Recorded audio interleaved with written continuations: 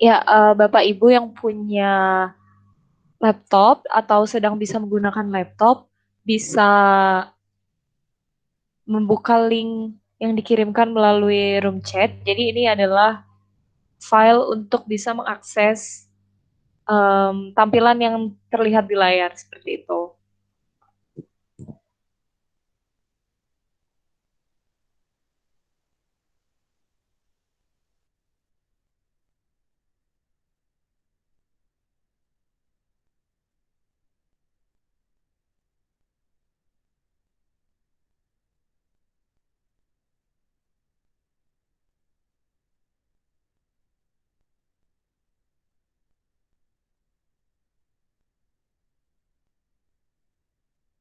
Nanti mungkin alurnya alurnya derek mawon. Artinya semua saya minta karena ini terbatas, semua berperan aktif.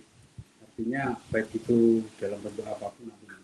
Mulai saya direktur biar kedengeran suaranya, Pak. Oh gitu. Ya. Assalamualaikum warahmatullahi wabarakatuh.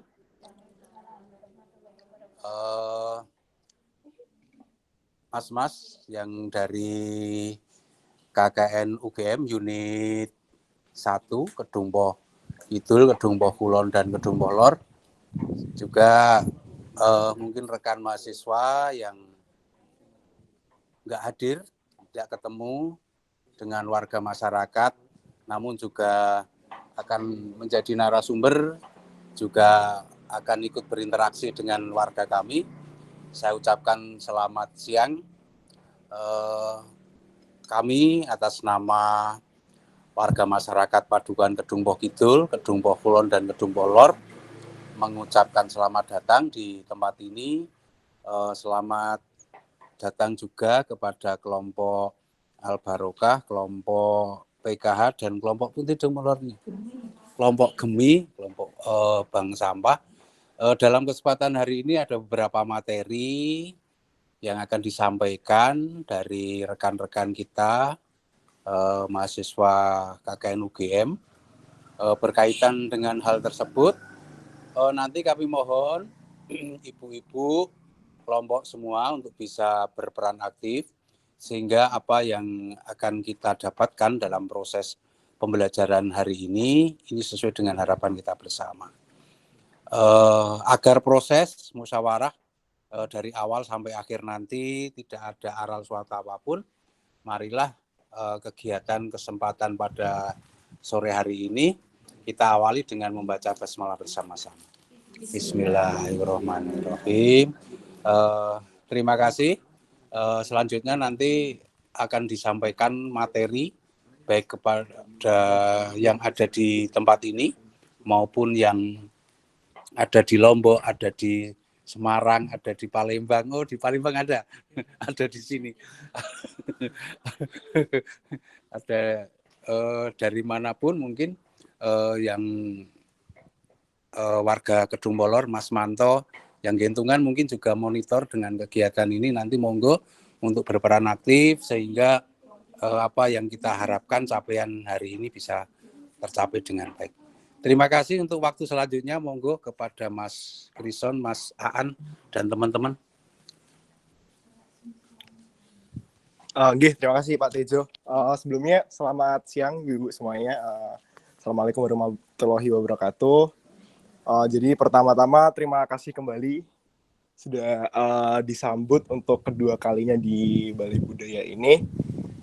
Jadi ini kurang lebihnya menyambung dari materi yang sebelumnya kita bawakan terkait dasar-dasar tentang penjualan online. Nah, dan pada kesempatan ini nanti akan diberikan materi lanjutan berupa yang pertama ada terkait mengenai pencatatan keuangan yang akan disampaikan langsung oleh Mas Uci nanti ya pakai kacamata ini.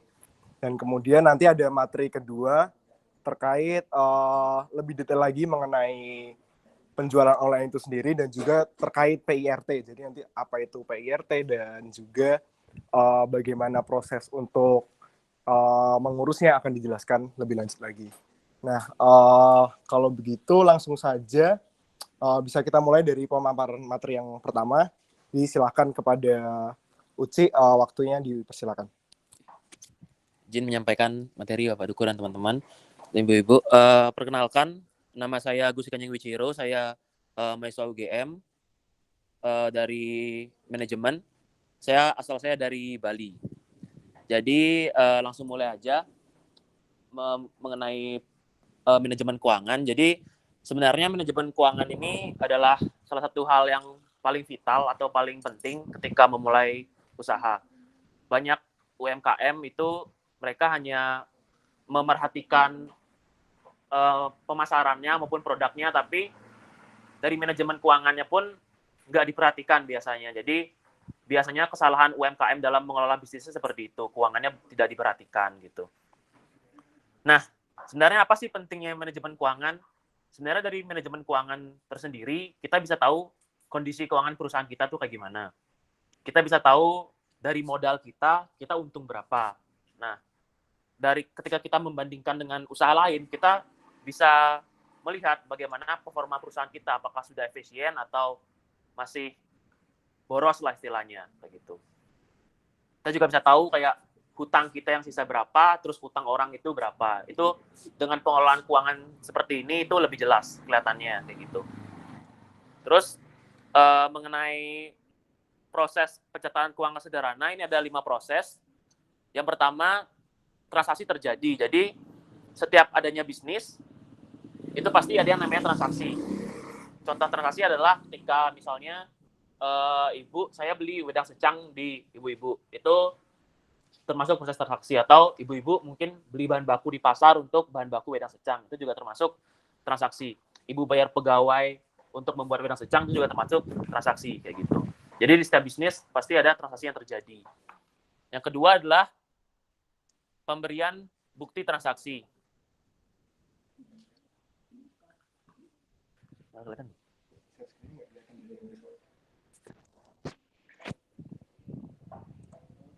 Terputus yuk.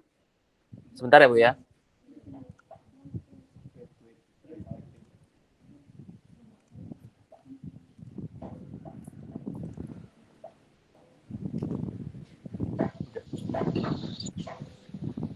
Betul.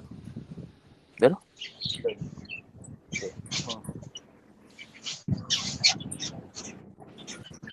Oke, yang kedua itu pemberian bukti transaksi. Nah, simpelnya di setiap kita beli ataupun kita menjual itu kalau bisa dicantumkan nota. Kalau di Indonesia itu biasanya notanya lengkap 2 kan, yang di-keep sama kita sama dikasih ke orang, kayak gitu. Nah, kalau bisa mulai sekarang atau mulai ke depannya nanti kalau bisa setiap penjualan atau pembelian bahan baku itu disertai nota. Kenapa? Karena tiap nota itu harus ditulis nomor transaksinya. Nanti pokoknya transaksi itu akan diklasifikasikan ke 4 jenis transaksi. Ntar kita akan lihat jenisnya itu apa aja. Terus di analisis transaksi itu ya tadi yang saya bilang, tadi kan ada semua transaksi yang terjadi di bisnis itu akan diklasifikasikan ke 4 jenis transaksi. Ada penjualan, ada beban, ada utang kita, dan ada utang orang.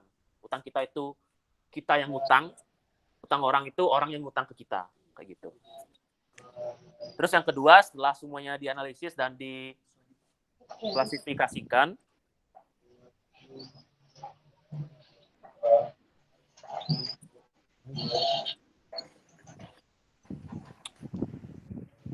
sebentar ya Bu ya, ada apa ya? Koneksinya belum.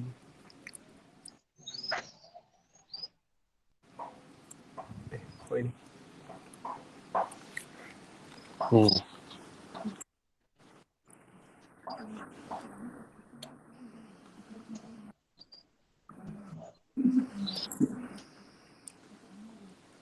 putus-putus nih.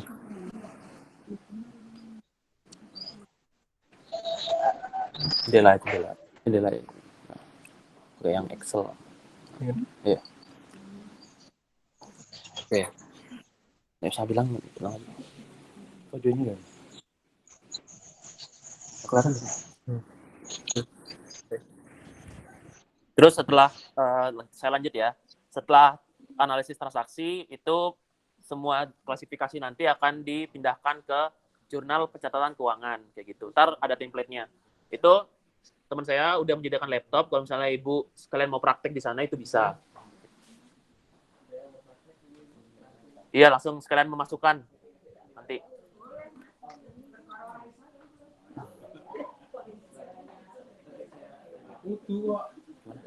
Ini saya seluruh jendelanya. Masih. Ya tuh. Lagi. Terus lagi. Ini aja. Nah, klik. Kan masih Oh, udah. Oh iya. G.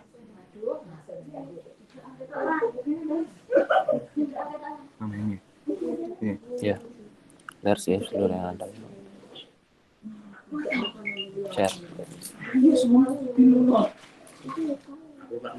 Nanti Excel buka Excel. Nah.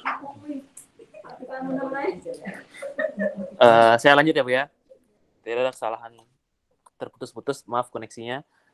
Terus yang terakhir dari pencatatan keuangan tadi itu langsung kita buat laporan keuangan. Ntar ada laporan laba rugi, ada neraca sederhana, dan ada beberapa rasio-rasio yang digunakan untuk mengetahui kondisi keuangan dan performa perusahaan.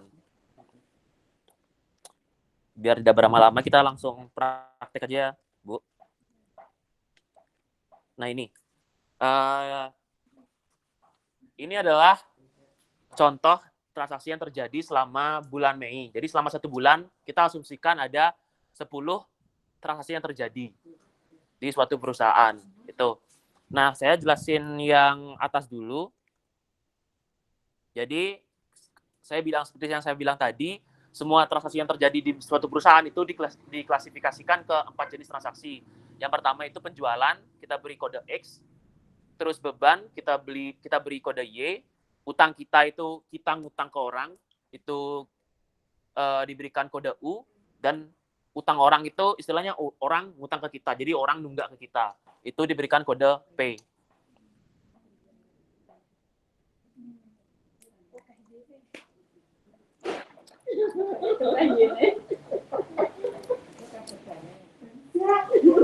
Nggak bisa nih gara-gara dia yang itu nggak ngomong tulisan itu masih nggak ngaruh. Sekarang nggak ada lagi. Sekarang nggak ada lagi. Nggak ada lagi. Nggak ada. Putus lagi. Putus lagi belum. Putus lagi belum. Ya kita ikhlasin rekam yang penting apa kita sampaikan dulu aja kan. Soalnya kan ini ada ini tuh. Dari gedung.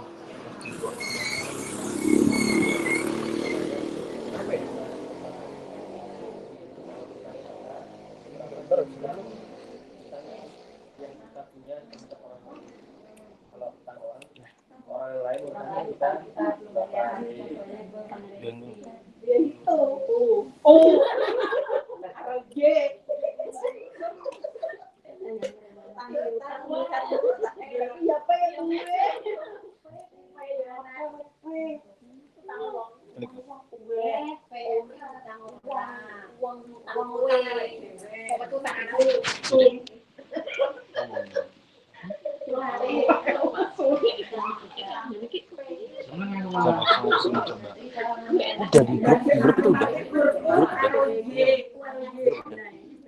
Di sini sini loh. Di chat itu. Oh ya. Oh iya, ada.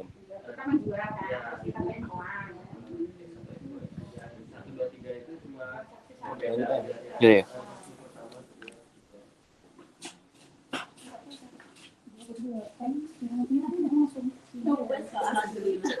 Live lagi. Live lagi. Ya udahlah, ya udah lanjut aja. Gitu aja. Ntar saya yang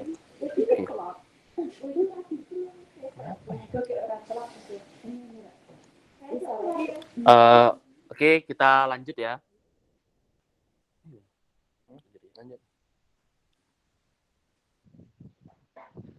Jadi kita mulai dari awal. Nah, itu transaksi nomor 1, masukin modal awal. Nah, modal awal itu kalau bisa dipisahkan antara uang pribadi dan uang usaha. Tujuannya apa? Biar nanti enggak kecampur-campur gitu, Bu.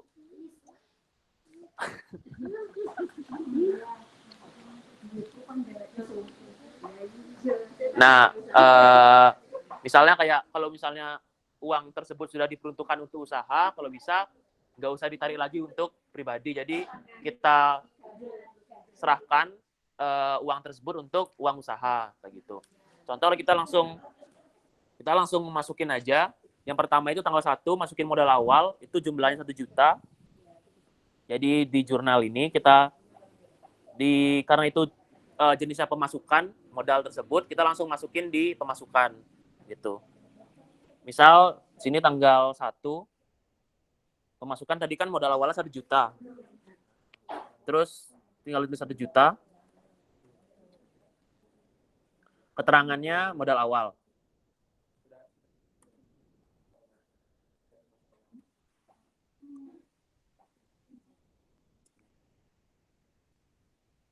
Nah, sebenarnya kalau modal awal ini kita nggak usah ditulis nomornya, karena modal awal itu biasanya hanya terjadi sekali setiap bulannya. Jadi untuk modal awal, kita tidak tulis nomor transaksinya. Kayak gitu.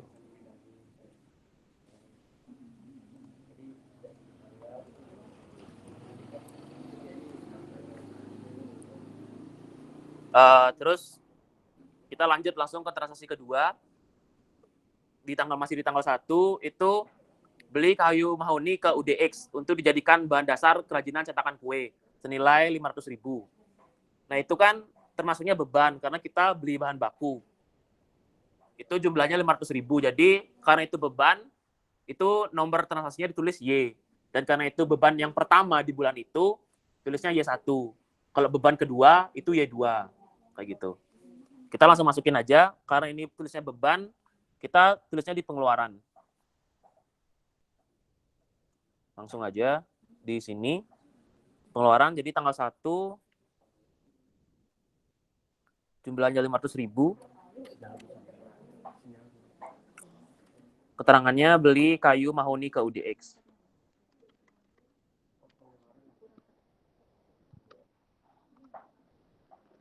Nah, nomornya kita tulis X1. Oh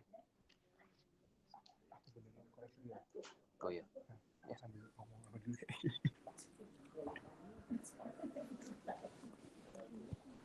Sampai sini ada yang bingung nggak, Bu? Kira-kira? Sampai awal ini ada yang bingung nggak? Kira-kira? Belum ya? Iya gini tuh kalau ganti wifi itu kadang harus di restart dulu.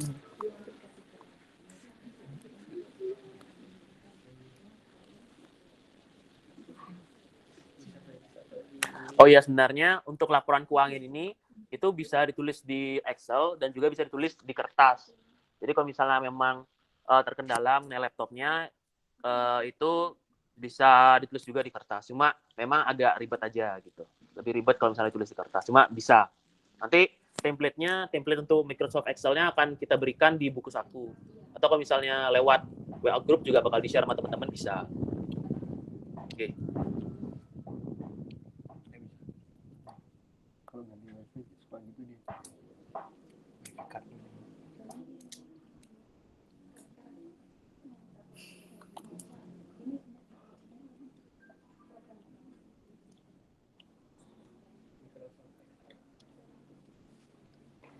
Bisa di restart coba bisa.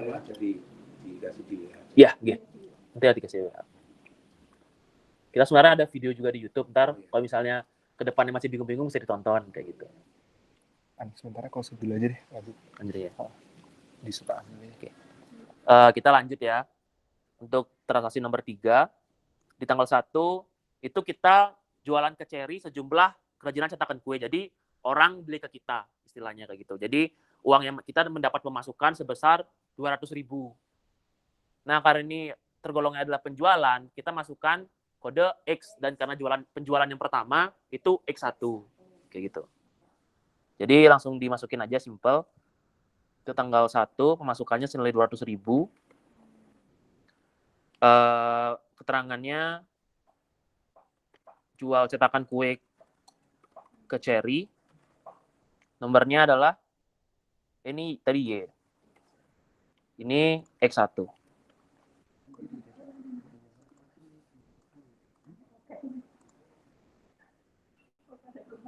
Simple kayak gitu aja. Terus kita lanjut tanggal 4, tanggal 2 udah besoknya berarti itu jualan ke AI sejumlah kerajinan cetakan kue.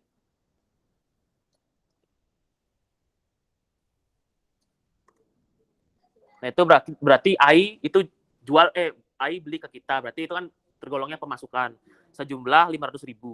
Karena itu pemasukan atau penjualan yang kedua kalinya di bulan itu, kita masukkan kode X2. Jadi langsung dimasukin aja. Gampang. 500.000 jual cetakan kue ke AI. Ini nomornya adalah X2. Lanjut, simple. Transaksi nomor 5 di tanggal 3, kita beli lagi kayu ke UDX, kayu mahoni, untuk dijadikan bahan dasar cetakan kue. Tapi ini kita ngutang. Jadi kita beli ke UDX tapi kita belum bayar. Istilahnya kita nunggak lah, karena misalnya mungkin belum ada uang untuk dari penjualan kayak gitu. Nah itu kodenya karena itu termasuk kita yang ngutang ke orang, jadi utang kita. Jadi kita klasifikasikan ke U, dan karena itu utang kita yang pertama, U1. Kayak gitu. Langsung dimasukin aja. Ini berarti di sini, di utang kita. Nah itu tanggal 3, utangnya sejumlah 500.000.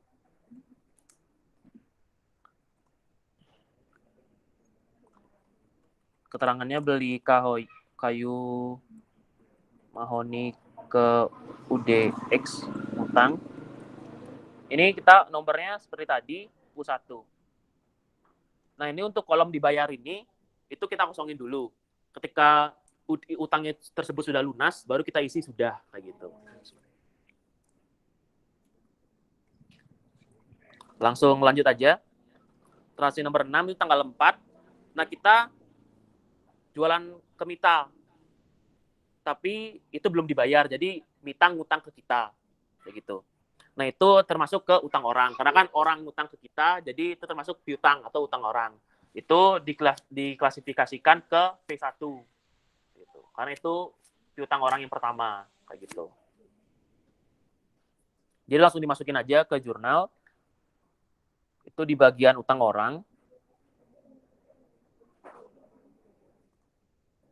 Tanggalnya tanggal 4, terus 700.000 jual.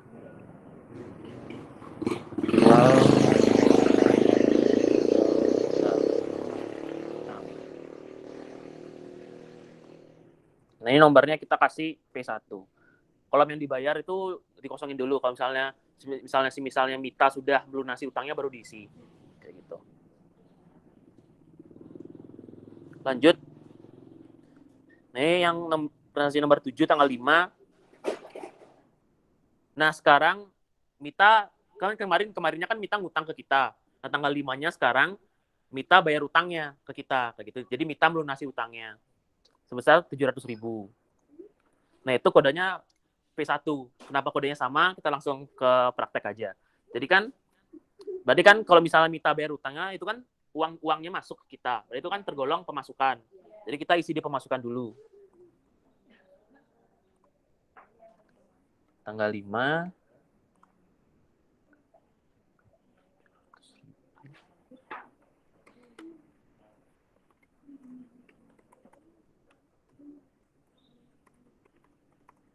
Ke Mita, kodenya P1. Nah, di sini karena udah dibayar, kita tulis sudah. Kayak gitu. Nah, kenapa kode ini dan kode di penjualan ini tetap P1 bukan X? Karena itu asalnya dari utang orang. Ya, jadi biar kita tahu ketika kita ngecek lagi misalnya, oh ini dari mana nih? Oh ini ternyata ini dari hasil utang gitu. Kita bisa tahu kayak gitu. Dan ini fungsinya adalah juga ke sini kan ada tanggal. Kita bisa tahu Mita itu nunggak berapa hari. Contoh kalau misalnya di sini karena Mita tanggal 4 ngutang dan dia bayar tanggal 5, itu Mita ngutang 1 hari doang kayak gitu. Itu kalau misalnya kita mengaplikasikan utang yang berbunga kayak gitu. Fungsinya kayak gitu.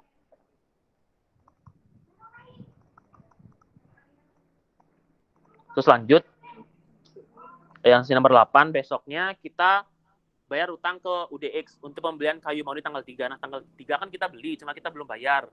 Nah, tanggal 6 ternyata kita udah ada uang nih.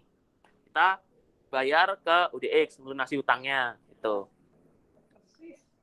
Terus, ini kan artinya uang kita keluar, berarti kan beban. Nah, kita masukin di pengeluaran dulu. Di sini. Tanggal 6. Kita masuk ke 500.000. Beli kayu mahoni ke UDX. Terus ini U1. Sama seperti kodenya seperti ini. Jadi ini karena udah lunas, ditulis sudah. Terus tanggal 9. Transaksi ke-7 kita beli kayu mahoni lagi untuk dijadikan bahan dasar kerajinan. Nah, ternyata belum ada uangnya juga. Jadi kita ngutang lagi. Kayak gitu. Nah, karena itu utang kita yang kedua kalinya, jadi ditulis U2. Kayak gitu.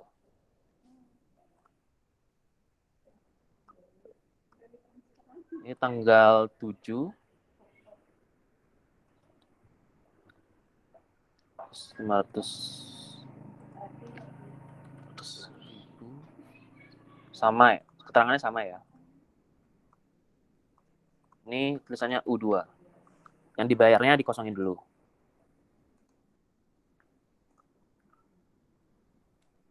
Nah, mungkin yang terakhir mungkin Ibu mungkin ada yang bisa ikut di sini mungkin.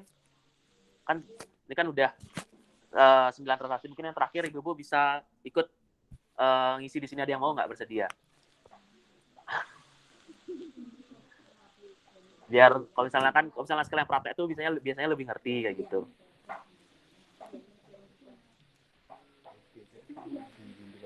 Iya. Yeah. Mungkin ada ibu yang mau langsung masukin di sini mungkin untuk satu transaksi terakhir. Yuk, masukin.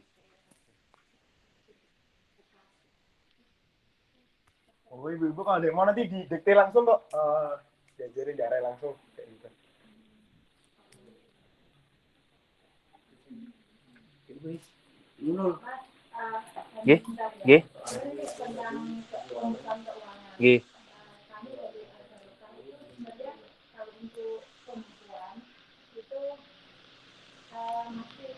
Menggunakan cara sederhana. Nggih. Yang jelas antara pengeluaran dan pemasukan itu kami pakai semua. Jadi kalau bisa adakah cara yang lebih sederhana kita gunakan dalam usaha kita, karena kalau seperti ini kan terus terang kita baru bentur laptop dan sebagainya, alat ya yang mendukung sarana yang mendukung. Kalau misalnya ada cara yang lebih sederhana dan itu bisa dilakukan secara manual, itu mungkin akan lebih bermanfaat bagi kami. Ini bermanfaat, tapi mungkin ini membutuhkan alat, membutuhkan bagi kami. Ini sebenarnya ini juga bisa ditulis lewat kertas, Bu. Yang ini kan tabel ini kan sebenarnya tabelnya sederhana. Itu sebenarnya bisa ditulis lewat kertas juga sebenarnya. Gitu. Jadi mungkin caranya aja yang sama seperti ini. Cuma ini juga bisa ditulis di kertas, nggak harus di laptop. Kayak gitu. Ini Mas, kalau ini kan kalau misalnya kita yang nggak pakai laptop, dikasih ke form fotokopi. Jadi format di APS. Oh iya. Kita copy itu terus kita isi untuk hariannya. Oke. Siap.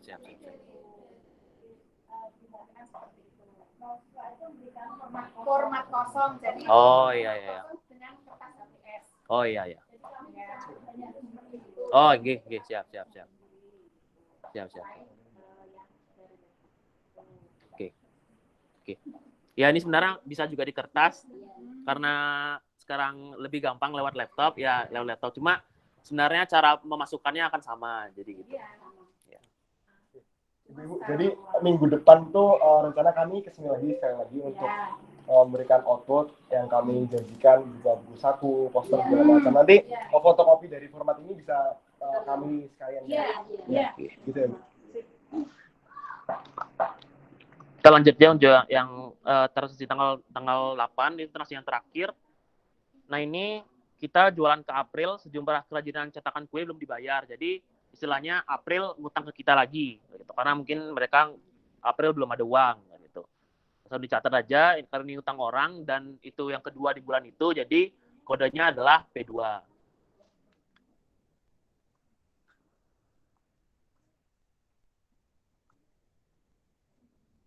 Langsung dimasukin tanggal 8 nilai 700.000.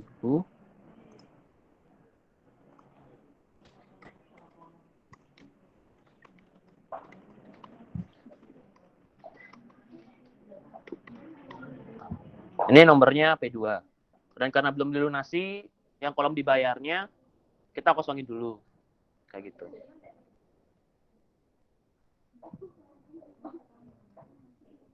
Nah ini kita asumsikan sudah tidak ada transaksi lagi di bulan itu, jadi kita bisa masuk ke laporan keuangannya, begitu.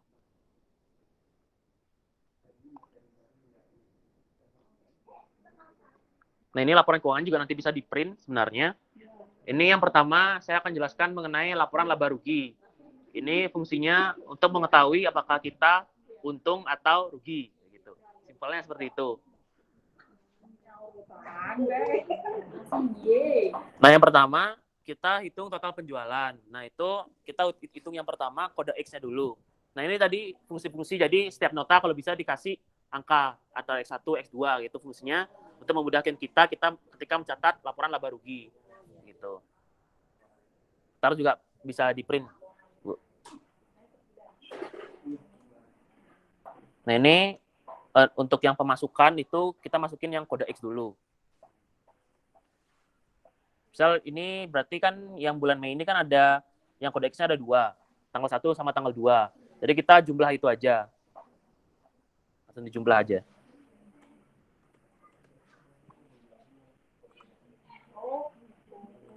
Ada 700.000. Nah. Terus kita langsung masuk kode P yang di pemasukan. Ternyata ketika kita lihat di jurnal itu ada satu yang kodenya P senilai 700.000. Nah itu kita masukkan ke total penjualan juga.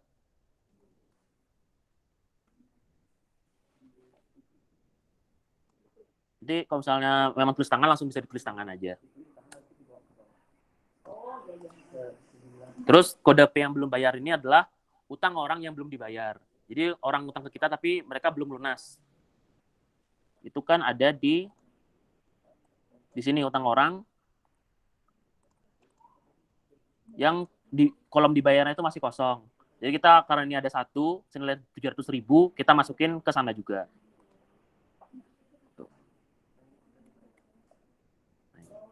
Terus kita tinggal jumlahkan semua. Terus kita langsung masuk ke beban.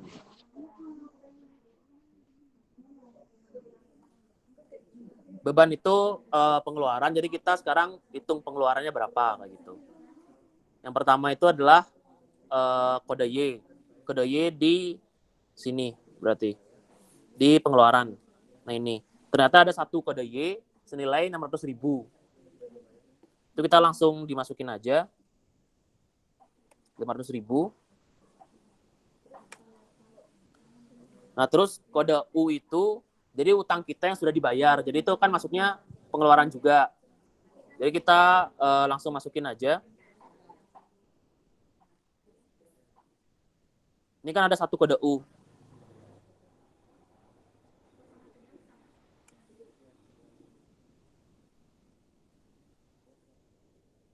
Kode U selain 500.000. Jadi kita langsung masukin yang kode U ini ke kode U yang di sini 500.000.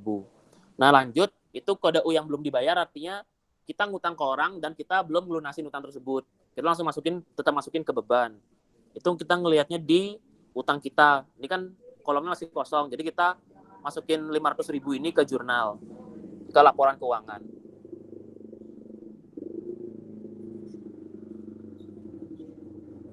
Ini tinggal dijumlahin yang total bebannya. Nah, terus untuk mengetahui kita untung atau rugi, total penjualan dikurangi total beban. Caranya seperti itu aja. Jadi itu bisa dihitung manual juga atau menggunakan kalkulator. Jadi dapat. Jadi kalau misalnya dengan kasus tersebut, kasus yang di sini itu kita untung 600.000 karena total penjualan kita 2.100.000 dan total beban kita 1.500.000. Kayak gitu.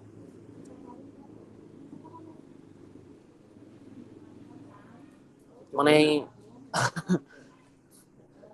laporan laba rugi ini ada yang mau ditanyain apa? Apa masih udah paham atau masih bingung mungkin?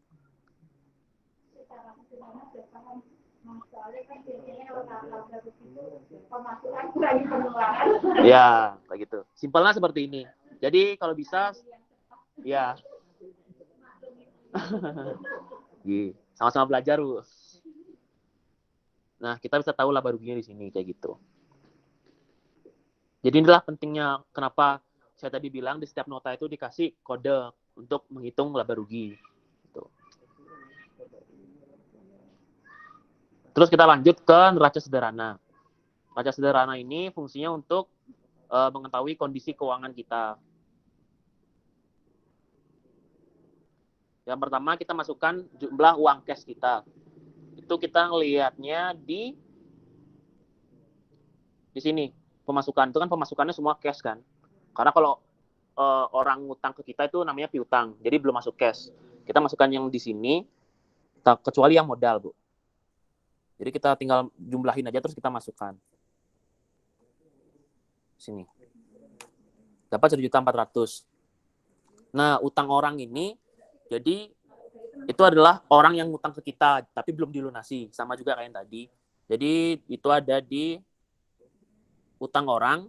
Ini kan ada yang belum dibayar masih kosong, itu nilainya 700.000. Jadi kita masukkan ke sana juga. Terus ini langsung dijumlahin aja. Gampang. Terus kita menghitung modal.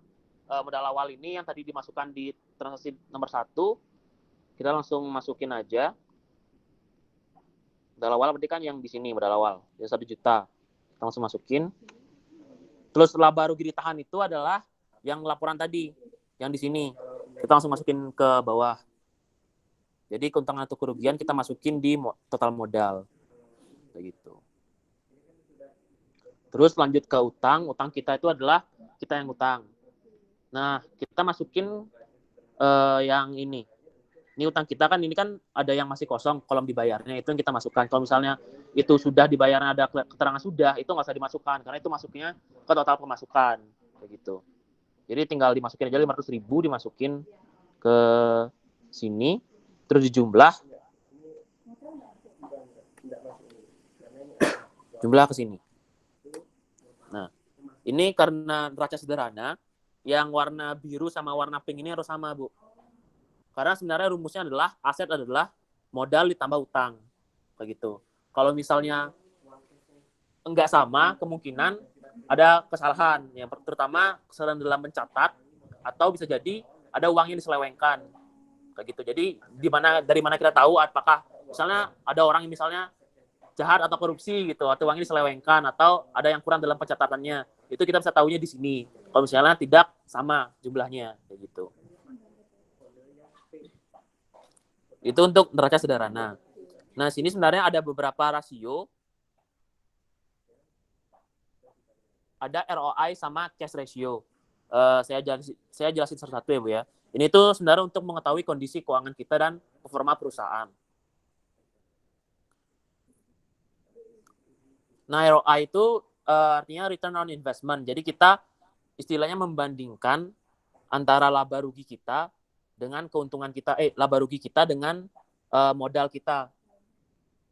Jadi dengan modal segini kita dapat untung berapa sih? Nah, kita caranya adalah laba rugi keuntungan kita dibagi dengan modal awal. Jadi dengan modal awal 1 juta, kita dapat keuntungan 60% dari modal awal kita. Nah, gimana cara kita tahu kondisi keuangannya? Misal, ini ada 2 dagang pecel lele nih. Pecel lele 1 dengan modal 1 juta bisa untung 2 juta. Sedangkan pecel lele kedua dengan modal 1 juta, modal yang sama, ternyata untung 3 juta. Nah, itu kan ada selisih tuh. Kita sebenarnya bisa ngelihat apakah salah yang di sini sehingga cuma hasil untungnya nggak sama kayak pecel lele yang kedua. Misalnya nasinya kebanyakan atau mereka bayar pegawainya kemahalan misalnya. Nah, kita bisa tahu di sana kayak gitu. Itu gunanya ROI.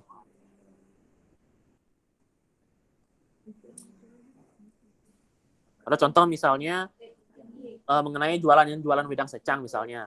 Di Gunung Kidul misalnya ada jualan wedang secang, terus di Sleman juga ada jualan wedang secang dengan modal yang sama 1 juta. Ternyata untungnya lebih tinggi yang di Sleman misalnya. Misal kita bisa lihat nih apa yang ternyata yang belum efektif atau efisien. Misalnya bahannya masih lebih mahal, kita belinya di mana, mereka belinya di mana, ternyata tempat kita beli lebih mahal kayak gitu misalnya. Jadi kita bisa menganalisa kayak gitu. Nah, untuk cash ratio kita membandingkan uang cash dengan hutang kita kayak gitu. Cara sederhananya adalah tinggal dibagi jumlah uang cash kita dibagi dengan hutang kita. Nah, di situ dapat 2,8. Jadi, istilahnya uang yang kita punya sekarang itu bisa menutupi 2,8 kali hutang kita. Kayak gitu, Bu. Jadi, misalnya kita punya hutang 500.000 dengan uang cash kita sekarang, kalau misalnya kita ngutang 2 kali lagi 500.000 itu kita masih bisa menutupin. Nah, yang salah adalah ketika hutang kita lebih gede atau lebih besar dari uang cash kita. Kalau misalnya di teori ekonomi, kalau misalnya utang lebih besar dari uang cash kita itu sudah bisa dinyatakan bangkrut. Kayak gitu, karena kita tidak bisa melunasi utang dengan uang cash yang kita punya. Kayak gitu. Jadi kalau bisa, perusahaan yang bagus itu cash ratio-nya adalah di atas 1. Jadi kita masih punya lebih banyak cash daripada utang kita. Nah, kalau ROI itu standar yang sudah terlihat bagus itu 20%. Kayak gitu, Bu. Sebenarnya itu sih. Udah selesai materinya. Mungkin Ibu-ibu yang ada yang mau nanya atau gimana? Atau berkomentar mungkin. Ini sebenarnya sudah metode yang paling sederhana yang kami berikan.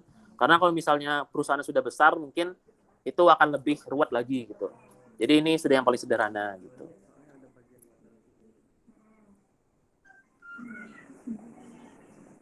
Ini apa hutang orang itu hutang orang yang sudah dibayar atau yang belum dibayar? Yang sini, Ya. itu hutang orang yang belum dibayar.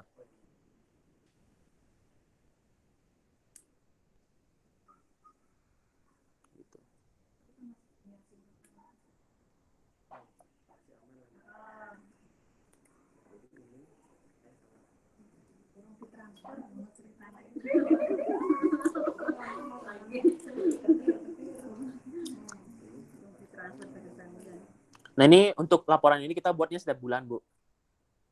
Jadi saya ajarin cara buka buku baru. Ini kan istilahnya bulan Mei sudah selesai. Nah, ini cash awal kita nggak ada, jumlah uang cash card. Ini kita masukin dulu jumlah pemasukannya berapa, tinggal jumlahin aja. Ini juga jumlah pengeluarannya kita tinggal dijumlah aja.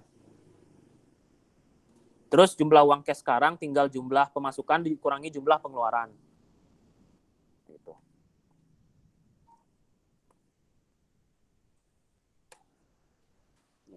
Terus kita mau buka buku baru di bulan Juni nih, buka buku baru. Langsung lanjut ke bulan Juni. Itu jumlah cash awal adalah jumlah cash sekarang di bulan Mei. Gitu. Jadi karena bulan cash awalnya adalah untuk bulan Juni ini, kita ngambil di jumlah uang cash sekarang 1.400.000. Ini sebenarnya sama juga, jumlahnya sama. Masukkan di sini.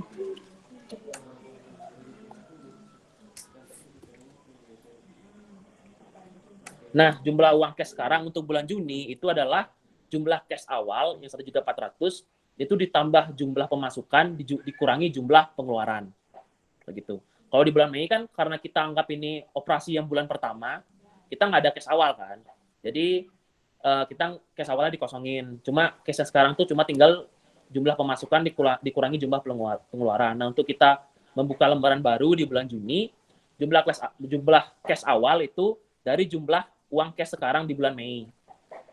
Jadi uang yang sekarang itu masuk ke cash awal di bulan Juni, kayak gitu. Jadi jumlah uang cash sekarang cara ngitungnya adalah cash awal ditambah total pemasukan dikurangi total pengeluaran. Begitupun seterusnya di bulan-bulan berikutnya. Misal bulan Juli, cash awalnya pun kita pakai jumlah uang cash sekarang di bulan Juni, kayak gitu. Itu untuk buka buku baru. Jadi setiap bulan kita tahu update-nya kayak gimana. Gitu.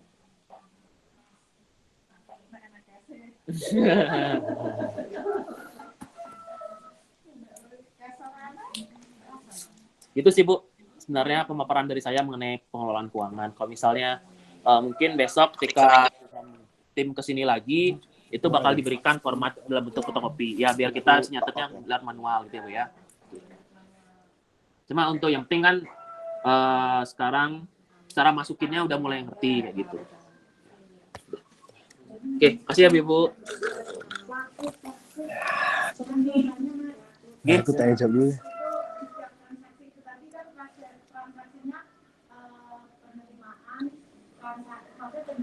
Iya. Iya. Laba rugi. Di situ nanti kalau misalnya ada pengeluaran kan ini kan kelompok ya Pak. Iya. Ini kan semua kelompok. Jadi nanti untuk memasukkan pengeluaran untuk bagi hasil anggota kelompoknya maksudnya gimana? Pengeluaran bagi hasil itu maksudnya gimana Bu? Upah. Oh, upah ya Bu ya. Nah, itu maksudnya di pengeluaran Bu. Iya, pokoknya kalau misalnya dari Ibu laptopnya ngegaji orang, itu maksudnya di pengeluaran juga. Kalau misalnya Ibu misalnya bayar artis misalnya untuk mempromosikan Wedak Secang di Instagram atau produk apapun itu pengeluaran juga gitu. Bisa. Bisa.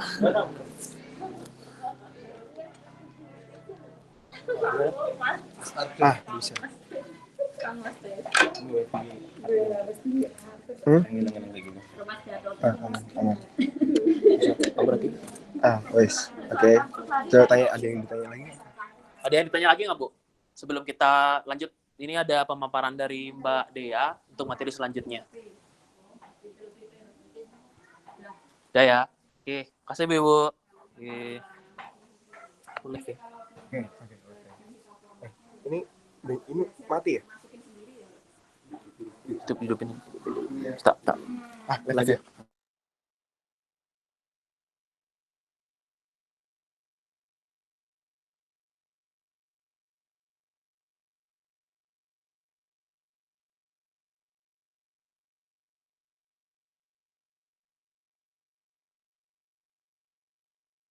Coba ngomong dong.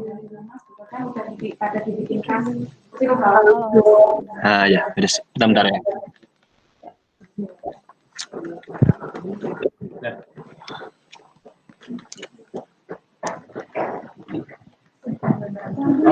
Ibu-ibu semuanya nanti terkait materi yang udah selesai disampaikan tadi neraca pencatatan untung rugi dan segala macamnya, nanti hal yang terkait itu apabila ada yang mau ditanyakan lagi bisa melalui WA, untuk yang ibu-ibu Al Barokah nanti mungkin setelah ini saya ada minta kontaknya karena sementara baru dengan PKH Lantip Akarti yang di grup WA seperti itu.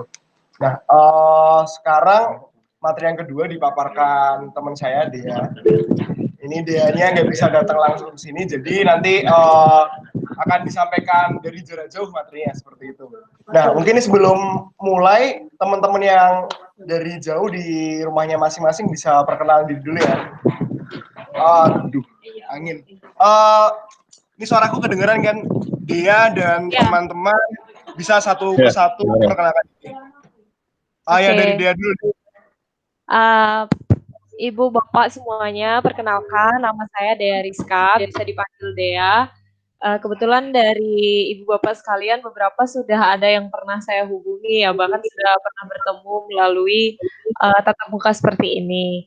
Nah, untuk pada kesempatan ini saya kembali yang akan mengisi materi kurang lebih yang akan dibawakan mengenai bagaimana pedoman mengurus PIRT, karena kebanyakan di subunit 1 Kedungpoh Kulon, Kidul, dan Lor ini kan kebanyakan yang usaha rumah tangganya pangan. Jadi penting sekali untuk tahu PIRT. Kemudian ada tips dan trik sedikit mengenai cara promosi atau pemasaran. Selanjutnya silahkan Helmi.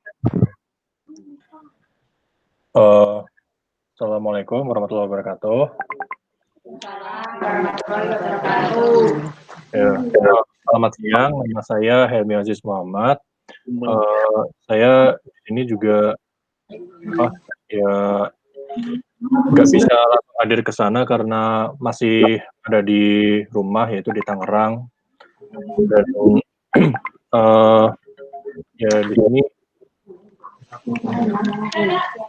sini saya juga sebagai koordinator untuk unit 1 ini. Jadi untuk nanti ke depannya materinya ya kita sama-sama belajar bareng lah gitu loh. Ya, terima kasih Helmi. Selanjutnya Yuda bisa berkenalan lagi. Selamat siang Bapak Ibu yang sudah hadir di sana. Perkenalkan, nama saya Gilda dari Fakultas Hukum. Sebelumnya saya berterima kasih kepada Bapak Ibu sudah mengikuti sosialisasi ini. Harapannya semoga materi ini dapat berguna bagi Bapak Ibu. Terima kasih. Terima kasih Gilda. Selanjutnya Dian.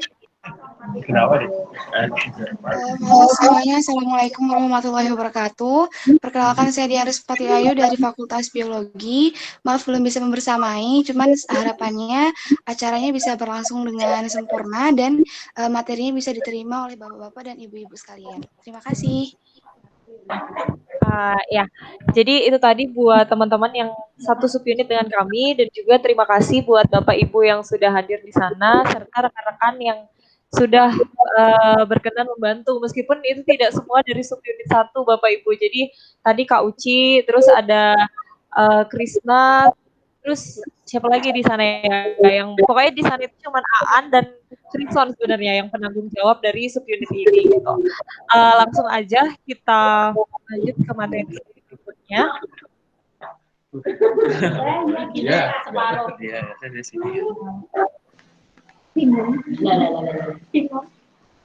Halo Mbak.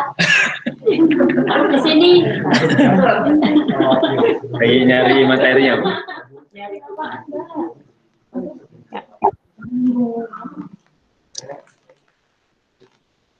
Yang besar-besar paling gampang. Jadi besaran nggak sih? Sudah. Oh iya, kita bisa ditaruh. Ini matiin. Ulangi. Ulangi. Oke.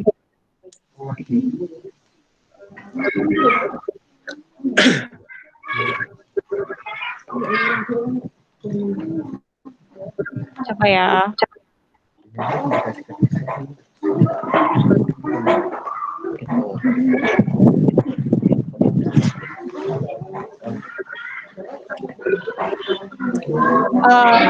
Sudah kelihatan?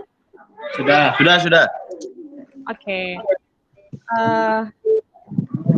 Baik, materi selanjutnya mengenai pedoman permohonan SPP IRT.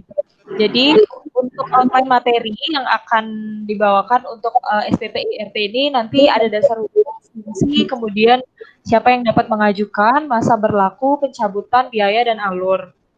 Nah, yang pertama itu dasar hukum, Bapak. Jadi untuk PIRT ini sendiri, itu ada peraturan pemerintahnya, yaitu peraturan pemerintah nomor 28 tahun 2004. Nah, ini tentang keamanan mutu dan gizi pangan. Jadi dikatakan bahwa pangan olahan yang diproduksi oleh industri rumah tangga wajib memiliki SPP IRT. Apa kepanjangannya? Yaitu Sertifikat Produksi Pangan Industri Rumah Tangga. Nah, jadi secara hukum itu memang penting sekali untuk memiliki SPP IRT ini untuk menjamin keamanan mutu dan gizi pangan. Nah, fungsinya apa sih sebenarnya SPP IRT ini? Jadi dia sebagai izin edar produk pangan sehingga produk tersebut legal untuk dipasarkan. Nah, mungkin timbul pertanyaan ya, apakah kalau misalkan punya SPP IRT terus nggak boleh dijual nih gitu? sebenarnya boleh saja untuk dijual, tapi sekali lagi mutu, keamanan dan gizinya itu masih dipertanyakan oleh konsumen. Biasanya konsumen yang sudah mengerti hukum, mengerti SPP IRT, dia akan mempertanyakan gitu. Kalau misalnya beli produk belum ada nomor PIRT di kemasannya, maka konsumen itu ragu gitu untuk membeli. Wah, ini kan belum diuji ya oleh dinas kesehatan, apakah aman, apakah tidak ada bahan-bahan berbahaya gitu. Jadi banyak pertanyaan-pertanyaan di konsumen yang membuat berpikir dua kali gitu untuk membeli produk Bapak Ibu sekalian kalau misalkan belum ada nomor PIRT-nya. Jadi penting sekali kalau memang berkesempatan untuk mengurus SPP IRT untuk segera melakukan pengurusan SPP IRT terutama untuk produk pangan. Selanjutnya pihak yang dapat mengajukan. Jadi yang dapat mengajukan SPP IRT adalah pelaku usaha yang skalanya rumah tangga. Jadi untuk produksi makanan dalam jumlah besar seperti pabrik gitu ya, misalkan kayak pabrik Indomie misalkan mie instan gitu, itu dia beda lagi izin yang harus diajukan gitu. Jadi kalau SPP IRT itu hanya untuk skala rumah tangga gitu, jadi skala kecil. Nah, pelaku usaha skala rumah tangga ini juga tidak semua usaha skala rumah tangga, tapi pelaku usaha skala rumah tangga yang produknya itu ada di lampiran peraturan BPOM, Badan Pengawas Obat dan Makanan nomor 22 tahun 2018. Nah, peraturannya itu panjang sekali Bapak Ibu, jadi ada berpuluh-puluh halaman. Di sana juga ada contoh surat bagaimana formulir pendaftaran, bagaimana cara mengisi permohonan SPP IRT. Nanti akan dikirim ke masing-masing kontak WhatsApp Bapak Ibu sekalian. Kebetulan kan kami juga sudah mengundang Bapak Ibu melalui WhatsApp. Nah, nanti kami sekalian kirimkan materi ini dan juga daftar produk. Jadi Bapak Ibu bisa lihat apakah produk yang Bapak Ibu hasilkan, yang Bapak Ibu olah itu harus didaftarkan SPP IRT atau tidak. Nah, selanjutnya mengenai masa berlaku. Jadi masa berlaku dari SPP IRT ini adalah 5 tahun, terhitung sejak diterbitkan. Misalkan Bapak Ibu mendaftarkannya itu di bulan Januari, kemudian melalui proses uji laboratorium dan sebagainya, maka baru terbit di bulan Maret. Berarti 5 tahunnya terhitung sejak Maret, bukan Januari. Nah, dapat diperpanjangnya paling lambat 6 bulan sebelum masa berlaku SPP IRT berakhir. Jadi contohnya tadi jika diterbitkan bulan Maret 2020 ya, misal, kemudian berarti habisnya kan Maret 2025. Nah, 6 bulan sebelum bulan Maret 2025, berarti sekitar bulan September atau Oktober 2024 gitu, itu paling lambat sudah harus diperpanjang. Jadi setidaknya mengurusnya itu ya awal tahun 2024 lah gitu. Nah, kalau misalkan tidak diperpanjang apa yang terjadi, maka SPP IRT-nya akan hangus dan harus diulang dari awal. Tentunya proses untuk membuat SPP IRT ulang dari awal itu lebih sulit daripada hanya memperpanjang. Jadi perlu diperhatikan ya masa berlakunya dan perpanjangannya ini. Kemudian SPP IRT ini juga dapat dicabut sebelum waktu 5 tahun itu berakhir. Jadi dicabut ini berarti pihak yang mengeluarkan SPP IRT dia bisa mengambil kembali izin atau sertifikat yang sudah dia berikan apabila yang pertama pemilik atau penanggung jawab melakukan pelanggaran terhadap peraturan di bidang pangan. Kemudian nanti aturannya itu yang tadi akan saya kirimkan itu ya Bapak Ibu yang peraturan BPOM. Kemudian pangan produksi IRTP, industri rumah tangga pangan IRTP, terbukti penyebab kejadian luar biasa keracunan pangan. Nah, ini pentingnya di saat kita mengurus SPP IRT, nanti akan kami jelaskan alurnya, ada survei lokasi, ada uji lab bahan pangan, itu harus benar-benar jujur. Jadi apa yang Bapak Ibu racik di saat mendaftar SPP IRT harus sama racikannya dengan produk-produk yang dijual seterusnya. Gitu. Kalau sampai ada perbedaan komposisi, perbedaan bahan gitu, kemudian bahannya ternyata kualitasnya lebih buruk dan menyebabkan keracunan pangan besar-besaran, itu bisa membuat SPP IRT-nya dicabut, dan itu menjadi kasus yang ya buruk lah gitu. Nah, selanjutnya SPP IRT itu dicabut jika pangan IRTP terbukti mengandung bahan berbahaya atau bahan kimia obat. Jadi nanti selama proses permohonan SPP IRT itu kan ada proses uji laboratorium. Di situ udah dipastikan apakah ada bahan berbahaya atau tidak. Nah, makanya komposisi yang digunakan itu sebaiknya sama seperti apa yang digunakan saat pembuatan SPP IRT, saat permohonannya.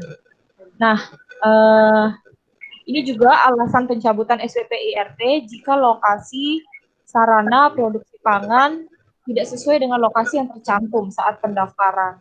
Itu tadi di formulir pendaftaran nanti Bapak Ibu harus mencantumkan lokasi di mana tempat produksi pangan itu, di mana tempat produksi usahanya, dan itu kalau misalnya berpindah itu harus dilaporkan lagi. Kalau misalkan berpindah tidak dilaporkan, maka itu nanti akan menjadi kasus, jadi bisa dicabut SPP IRT-nya. Nah, selanjutnya sarana produk pangan olahan yang dihasilkan terbukti tidak sesuai SPP IRT yang diberikan. Lagi-lagi ini jika ada perbedaan ya, dalam artian kualitasnya menjadi menurun gitu. Pas daftar kualitasnya bagus nih, jadi lolos SPP IRT. Tapi ternyata pas produksi sehari-hari, produksi selanjutnya itu tidak sesuai standar gitu. Jadi SPP IRT-nya bisa dicabut.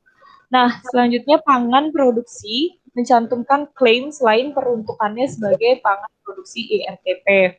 Jadi misalkan saat uji lab gitu sudah diberitahu ya. Jadi nanti ini khasiatnya ini. Kemudian misalkan dosisnya 2 kali dalam 1 hari boleh diminum. Contohnya wedang secang lah atau wedang ungu gitu. 2 kali sehari aja maksimal. Terus ibu-ibu biar laku nih ditulis di kemasan boleh dikonsumsi 3 kali sehari gitu. Nah, itu kan menyalahi aturan. Jadi itu tidak boleh. Penting sekali apa klaim-klaim yang ditulis di kemasan itu sesuai dengan apa yang sudah didaftarkan di awal. Nah, itu kurang lebih tentang apa itu SPP IRT, apa gunanya.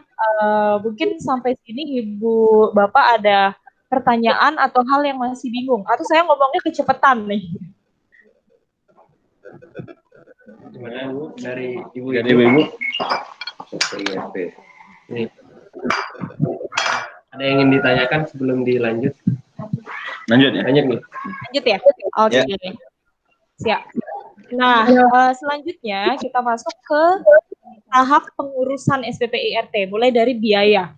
Pasti mungkin terpikir ya kayak ini ngurusnya keluar biaya berapa besar gitu. Nah, jadi untuk SPP IRT tidak membutuhkan biaya apapun. Namun apabila diperlukan uji sampel bahan baku, maka biaya untuk uji sampelnya itu ditanggung oleh pemohon SPP IRT. Jadi kalau misalkan bahan baku yang Bapak Ibu gunakan itu murah, biaya uji sampelnya, maka ya biayanya murah gitu. Tapi kalau misalkan uji sampel bahan bakunya itu sulit, alat uji sampelnya, maka biayanya ya mungkin cukup tinggi. Tapi biasanya kalau misalkan rempah-rempah seperti itu yang mau diuji, itu biasanya tidak terlalu mahal lah biayanya.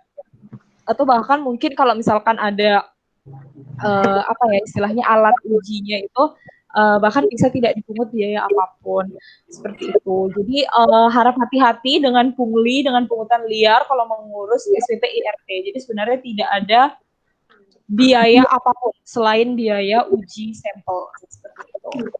Nah, bagaimana alur permohonannya nih?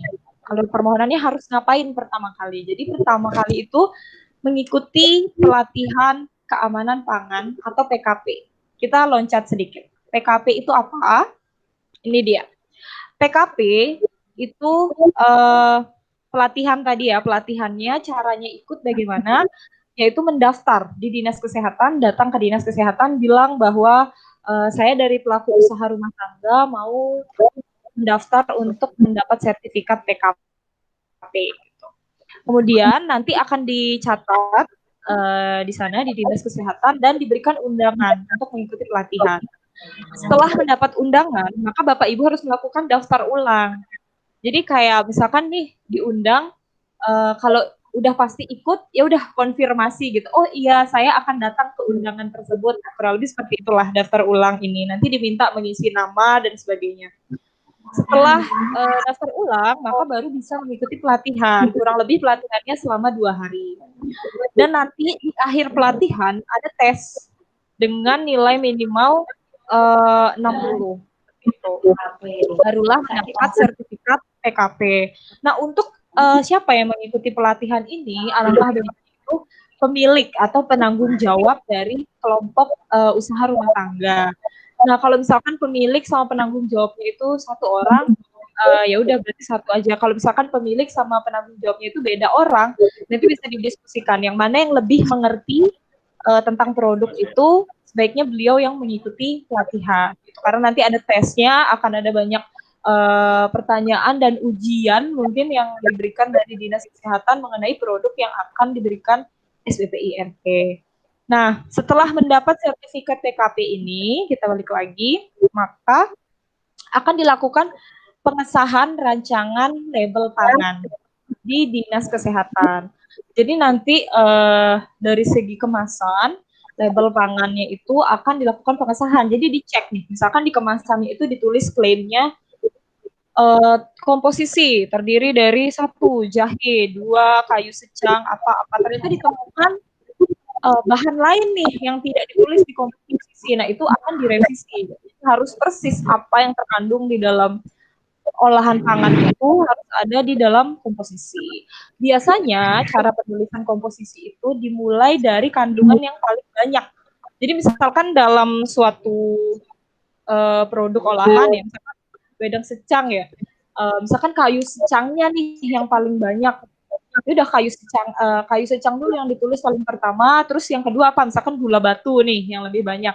Kayu secang, gula batu, terus apa? Nah, yang komposisinya semakin sedikit itu ditaruh di paling akhir. Biasanya penulisan komposisi itu diurutkan seperti itu. Nah, jika sudah disahkan, maka diminta untuk mengisi formulir permohonan di Dinas Kesehatan.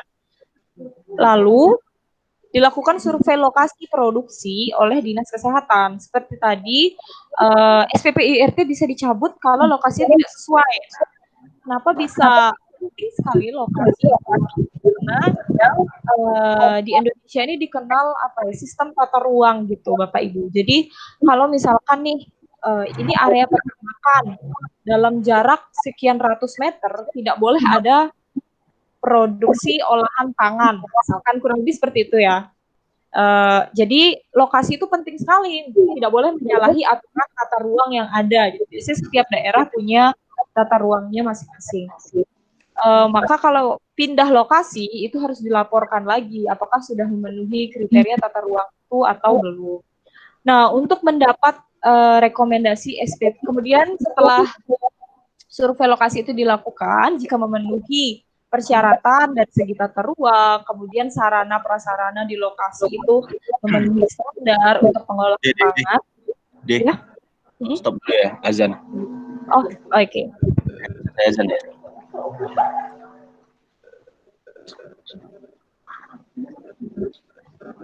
Komposisi kan dari yang terbanyak ukuran komposisi ini mau enggak gini sing dari si kandungannya dari si beratnya berat dulu mesti gula batu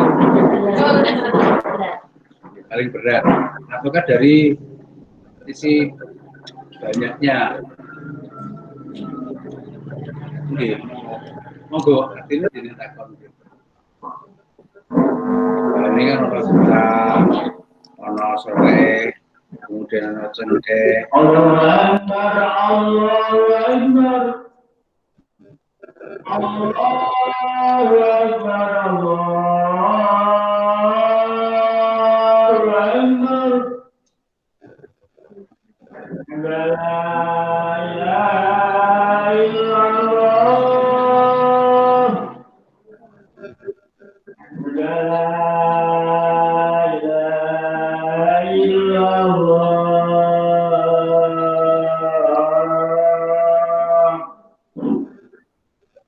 Asyhadu anna Muhammadar Rasulullah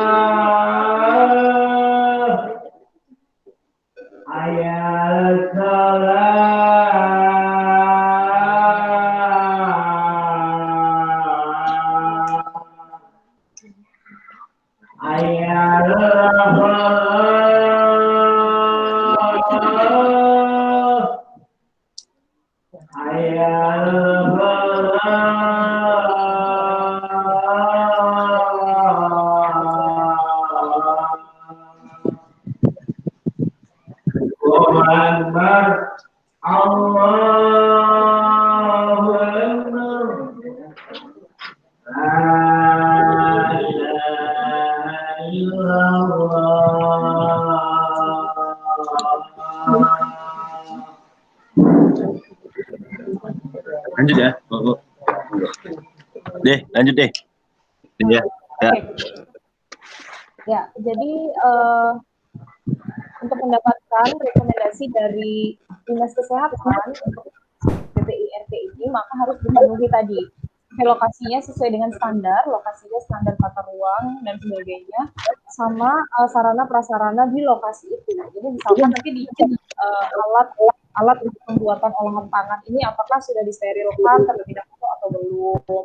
Kemudian apakah memenuhi standar kesehatan atau tidak dalam pengolahannya, seperti itu. Nah, setelah memenuhi hasil survei, maka mendapat PPIRT. Barulah Bapak Ibu bisa mencantumkan nomor PIRT itu di kemasan. Dan jangan sampai setelah mendapat nomor PIRT, Bapak Ibu malah tidak mencantumkan di kemasan, karena itu sangat-sangat penting. Apalagi untuk konsumen yang memang sudah mengerti pentingnya SPPIRT, maka dia akan memilih produk-produk yang sudah ada nomor PIRT-nya untuk dikonsumsi, karena sudah yakin aman. Nah, selanjutnya formulir. Tadi kan ada ya alur pengisian formulir. Kurang lebih ini yang harus Bapak Ibu isi.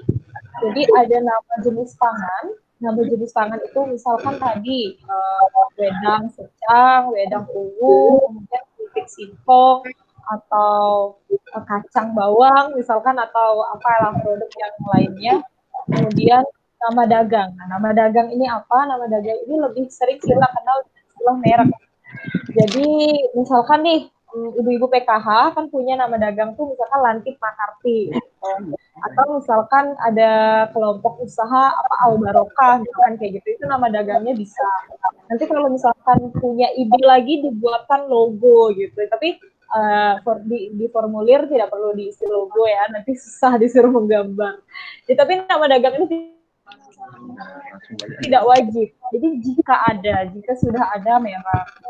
Nah, selanjutnya adalah jenis kemasan. Apakah Bapak Ibu menggunakan kemasannya itu plastik atau mungkin dari besi? Besi itu misalkan kaleng ya, tempat penyimpanan itu kaleng dan bambu, atau dari kertas, misalkan kayak paper bag, tas dari kertas gitu.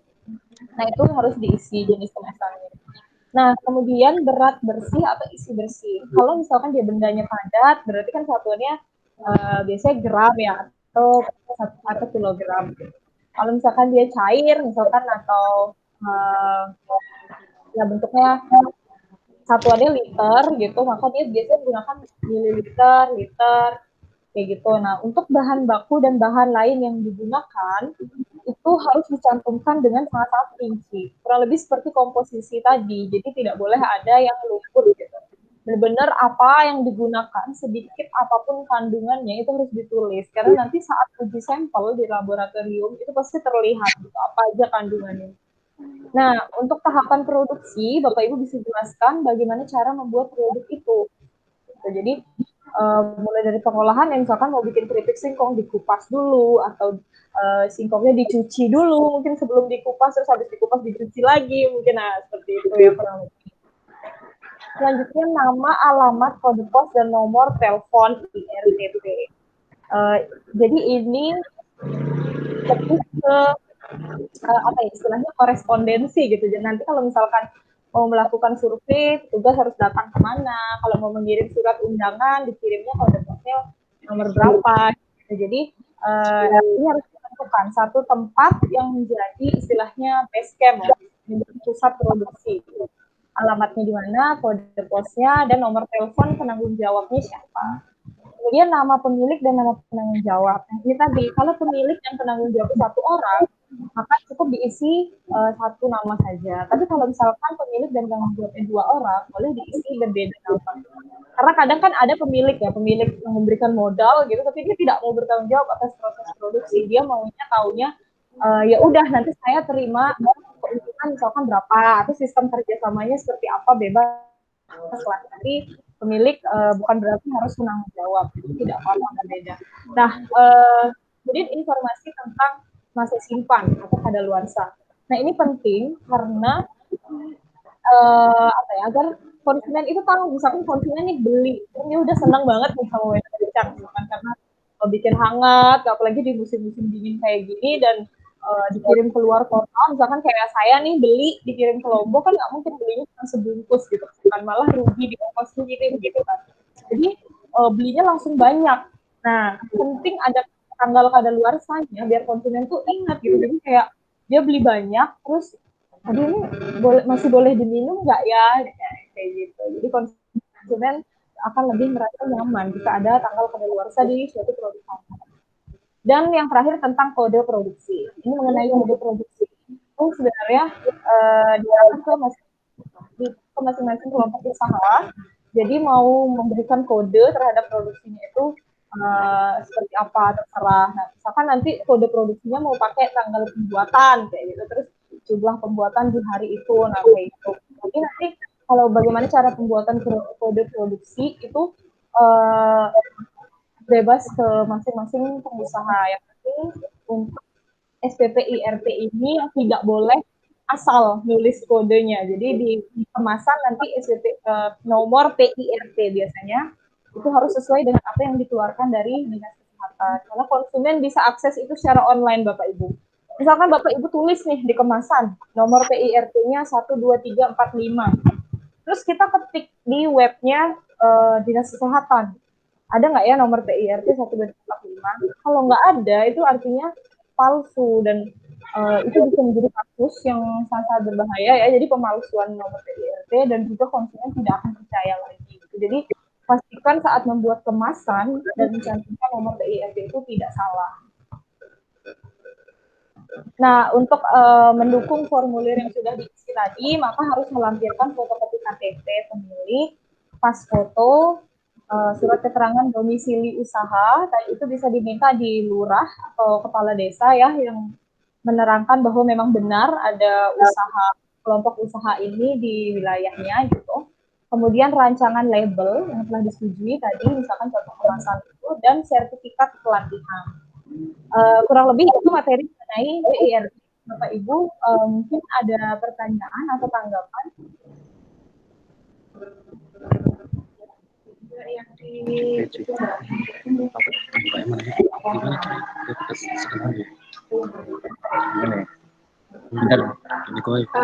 kode produksi, cara membuat kode produksi itu seperti apa gitu loh.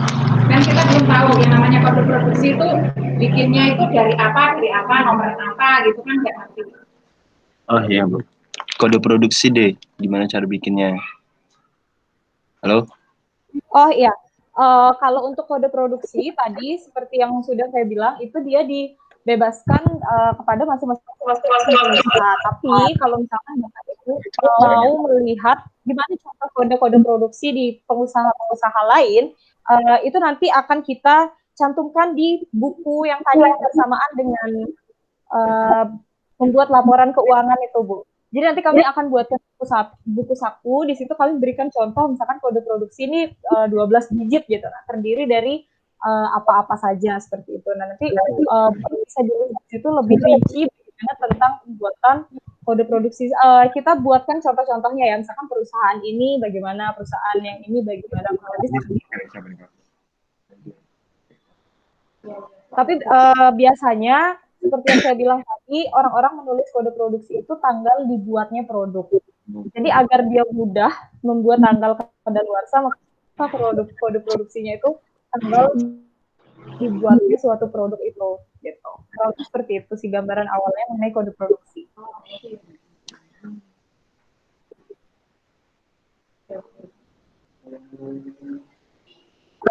Ada lagi? Ada lagi nggak, Bu? Ya.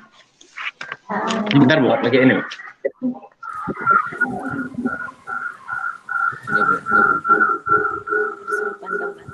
Yang saya ingin tanyakan tentang itu tadi apa taraf-tarafnya itu tadi kan ada survei tempat produksi.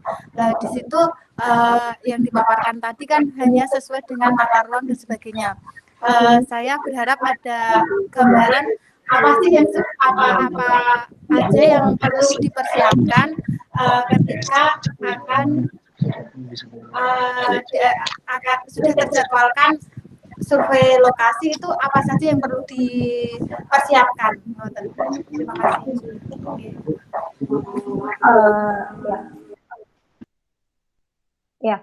Baik, terima kasih Bu pertanyaannya. Kalau untuk survei lokasi tadi, jadi biasanya petugas itu akan sekalian mensurvei mengenai sarana prasarana produksi. Jadi selain lokasi yang memang tadi sesuai tata ruang ya, jadi misalkan tidak boleh terlalu dekat dengan peternakan hewan yang berskala besar, atau tidak boleh terlalu dekat dengan misalkan pembangkit listrik, tenaga uap kayak gitu-gitu kan bahaya ya Bu untuk produksi pangan. Nah, itu untuk lokasi maksudnya secara bangunan ya, jadi bangunannya tidak boleh terlalu dekat dengan tempat-tempat yang memang dilarang untuk produksi pangan.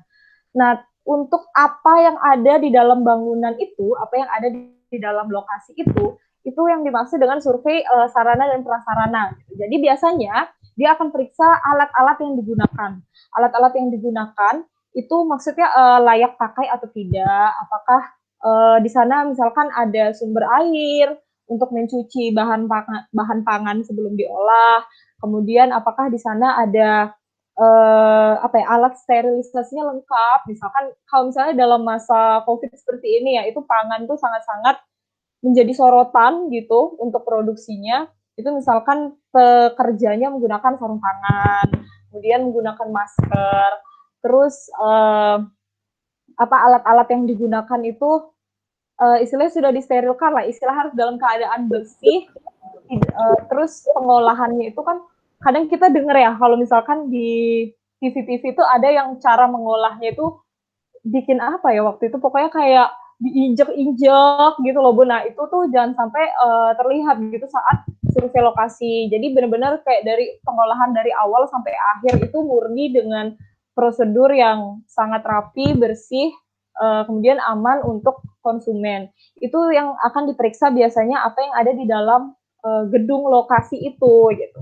Yang paling penting sih tadi Bu sebenarnya sumber air. Kalau misalkan lagi musim kemarau, nah alternatifnya apa? Biasanya kayak gitu, apakah ada tangki air yang bisa menampung air untuk produksi makanan, atau misalkan alternatif lain untuk hal itu tuh apa gitu.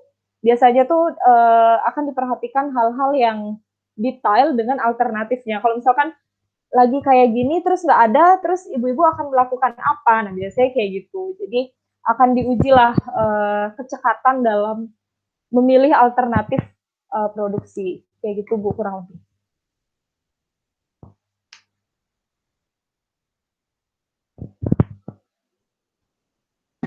Lanjut deh. Ya. Lanjut ya, materi berikutnya yang pemasaran. Oke, jadi untuk pemasaran ini, secara umum, manajemen pemasaran itu ada 3, yakni rencana, pelaksanaan, dan evaluasi. Rencana itu di tahap di mana Bapak Ibu memikirkan bagaimana strategi untuk memasarkan suatu produk, kemudian pelaksanaan dari rencana, ya eksekusi seperti biasa, dan penting sekali evaluasi. Kadang ini terlewat di dalam manajemen pemasaran, jadi biasanya setelah menyiapkan rencana, kemudian eksekusi, lalu ya sudah gitu, tidak ada evaluasi. Nah, penting sekali evaluasi. Tadi kan sudah dijelaskan materi tentang laporan keuangan, itu bisa dikaitkan dengan evaluasi di pemasaran ini. Jadi setelah 1 bulan mencatat laporan keuangan, oh labanya sekian gitu, terus bulan depan mencatat lagi, diketahui oh labanya ternyata turun nih, berarti kita ada yang dievaluasi bulan ini pemasarannya berarti cepat, lalu apa yang harus diperbaiki, apa yang harus ditingkatkan, kurang lebih seperti itu. Lanjut, konsep pemasaran. Jadi untuk konsep pemasaran ini sebenarnya ada filsafatnya dulu ya Bu, sedikit di depan, itu membuat barang yang mudah penggunaan, mudah pembelian, dan mudah pemeliharaan. Nah, mudah penggunaan ini, misalkan Bapak Ibu menjual wedang, ya, lagi-lagi contohnya wedang. Wedangnya itu misalkan ada kandungan jahenya gitu ya. Lebih baik Bapak Ibu menjual jahenya yang sudah dikupas kan, daripada menaruh jahe di situ tapi belum dikupas, karena itu penggunaannya akan susah gitu di konsumen. Jadi konsumen tuh maunya yang mudah, yang ya udah tinggal tuang, seduh, minum, nggak isi kupas lagi atau isi apa ya, kayak bersihin lagi, cuci lagi kayak gitu. Jadi udah dipastikan steril, konsumen mudah menggunakannya. Itu mengenai penggunaan. Kemudian pembelian. Nah, pembelian ini berhubungan dengan tempat produk itu dipasarkan. Jadi mengenai pembelian, misalkan Bapak Ibu jualan wedang secang atau misalkan jual sangkar burung ya, yang di luar makanan. Jualnya itu hanya ada di pasar Kedungpoh. Bapak Ibu tidak menitipkannya di kios-kios kecil. Pokoknya jualannya di pasar aja. Ayo, siapa yang mau beli harus datang ke pasar. Itu membuat konsumen jadi malas gitu. Kayak, aduh, masa harus ke pasar sih gitu. Ya udah deh besok aja gitu. Dan akhirnya niat untuk membeli produk itu hilang gitu karena prosedur pembeliannya yang sangat susah.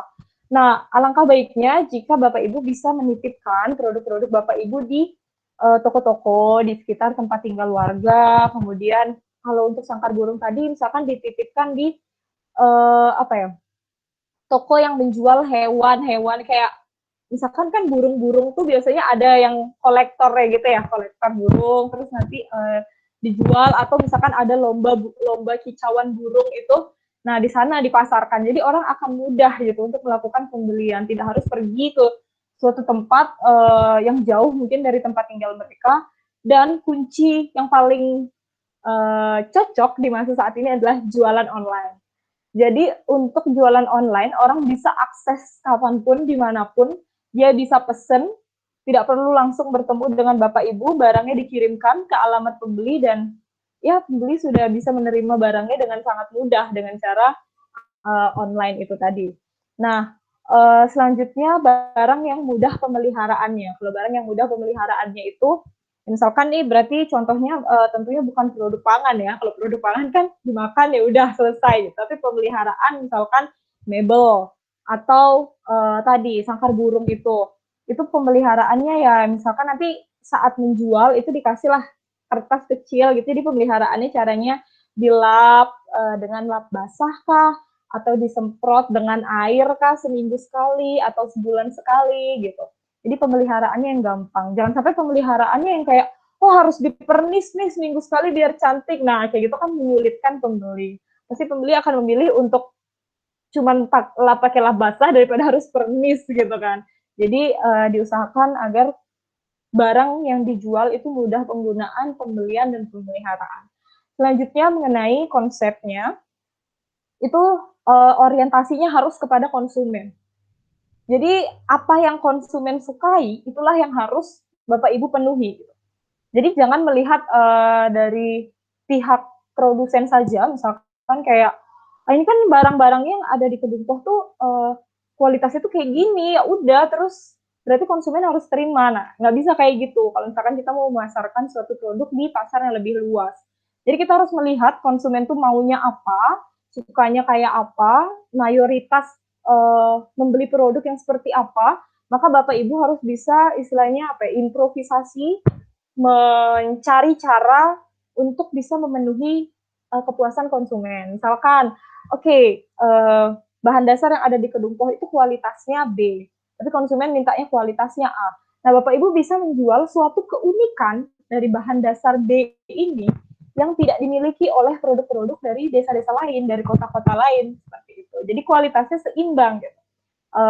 Kualitas bahannya dia di bawah, tapi kualitas keunikannya itu dia setingkat di atas produk-produk lain. Jadi itu bisa bersaing di pasaran, membuat pembeli itu berpikir lagi kayak, kayaknya dari segi visual ini lebih cantik deh yang produk Desa Kedungpoh ya, meskipun kualitas bahan bakunya itu kurang bagus dibandingkan yang kota sebelah gitu. Jadi mereka akan lebih melirik produk-produk yang Bapak Ibu jual.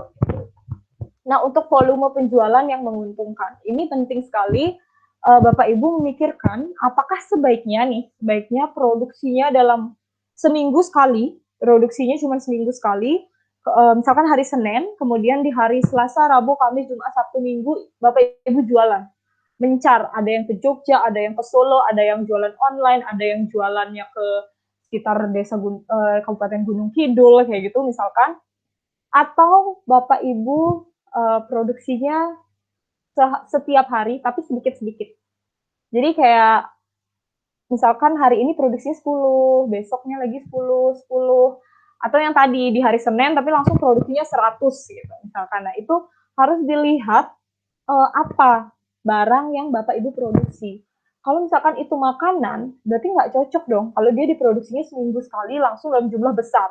Kan nanti kadaluarsanya samaan semuanya. Terus kalau misalnya tidak habis dalam jangka waktu seminggu itu, terus udah kadaluarsa kan jadi nggak bisa dijual. Nah, kayak gitu harus disesuaikan dengan barang yang Bapak Ibu jual. Kalau kerajinan tadi, Bapak Ibu misalkan sanggup nih dalam kan misalkan kerajinannya kelompok ya bikinnya. Jadi pas hari Senin, itu semua kumpul, anggota kelompoknya semua bekerja keras buat kerajinan dengan jumlah yang banyak. Setelah itu tidak usah kumpul lagi selama seminggu, jadi fokus jualan. Ada yang kemana, kayak gitu. Nah, itu kan tidak ada masa kadaluarsanya. Jadi bisa dipilih volume penjualan, volume produksinya tuh yang seperti itu, kayak gitu. Nah, selanjutnya koordinasi dan integrasi seluruh kegiatan pemasaran. Apa saja yang harus dikoordinasikan? Ini dia, faktor-faktor yang saling tergantung. Jadi ada organisasi yang melakukan tugas-tugas pemasaran. Jadi biasanya kalau misalnya kelompoknya jumlahnya besar ya, banyak, itu biasanya dibagi nih, jadi beberapa divisi-divisi. Misalkan satu ada penanggung jawab, terus ada divisi publikasi, misalkan dia yang bagian foto-foto nih, foto-foto produk, karena pintar foto kan, jadi foto-foto, terus desain, terus yang upload di media sosial, yang pintar bikin kata-kata, kayak gitu. Terus ada yang bagian produksi, misalkan si ibu paling pinter banget masakannya tuh enak banget, nggak pernah mengecewakan gitu. Nah, ibunya jadi pimpinan produksi gitu. Pokoknya yang bagian masak-masak nih kalau produk pangan. Terus nanti ada yang bagian pemasaran, jadi yang bagian keluar kota gitu. Karena pinter public relation, berbicara di hadapan publik gitu. Jadi pinter promosi, pinter menarik pembeli, kayak gitu. Itu bagian di pemasaran. Nah, apapun divisi yang ada, itu semua harus bekerja. Kalau misalkan si ibu yang tadi pinter masak, lagi nggak mood gitu misalkan masak ya, kayak, aduh saya lagi males nih ya, tentu saja yang lain nggak bisa bekerja. Yang bagian foto yang nggak ada yang difoto, yang bagian pemasaran yang nggak ada yang mau dijual gitu kan. Tapi kalau misalkan yang bagian foto tadi nih yang ngambek, nah, itu juga susah. Jadi kan produknya udah diproduksi nih dalam jumlah besar. Oke, udah dijual nih ke kota, tapi kan tetap tidak bisa mencapai target penjualan gitu. Karena apa? Karena yang paling laris misalkan di jualan online, tentunya semua harus bersinergi gitu dalam organisasi tugas-tugas pemasaran ini. Nah, selanjutnya adalah sesuatu yang dipasarkan. Jadi ini tuh bisa bahan baku, kemudian ide, dan ya tenaga yang mengolah, yang membuat. Kalau misalkan bahan baku, misalkan mebel tadi, ternyata kayu-kayu udah pada habis, udah nggak ada lagi kayu yang bisa dijadikan mebel. Kalau tadi sangkar burung misalkan dari bambu ya, dan misalkan bambunya udah habis gitu, ya udah berarti kan tidak bisa dilakukan proses produksi. Nah, Bapak Ibu bagaimana caranya mencari supplier bahan baku, entah itu kayu, bambu, atau bahan baku makanan lainnya, agar produksi Bapak Ibu itu tetap jalan.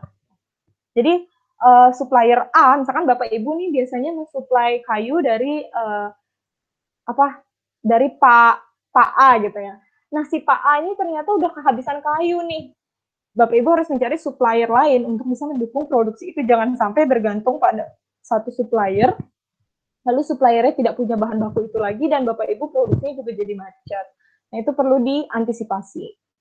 Selanjutnya pasar yang dituju.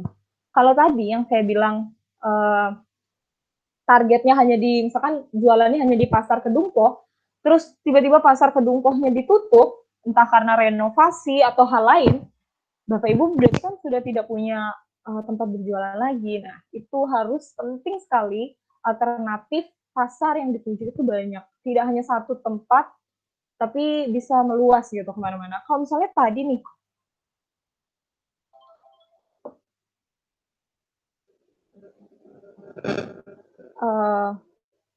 kalau misalnya, halo?